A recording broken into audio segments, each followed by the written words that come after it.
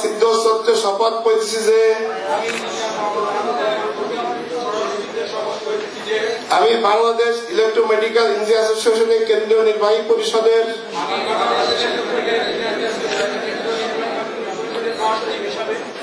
হিসেবে আমার অর্পিত দায়িত্ব সমূহ সুস্থ বিশ্বস্ততার সহিত পালন করিব। আমি আরো অঙ্গীকার করতেছি যে আমি বাংলাদেশ ইলেকট্রোমেডিক্যাল ইঞ্জিনিয়ার অ্যাসোসিয়েশনের প্রতি অকৃত্রিম বিশ্বাস ও অনুগত্য পোষণ করিব। কেন্দ্রীয় সাধারণ পরিষদ ও কেন্দ্রীয় নির্বাহী পরিষদ কর্তৃক গৃহীত সকল ন্যায়সঙ্গত সিদ্ধান্ত সমূহ মান্য করিব।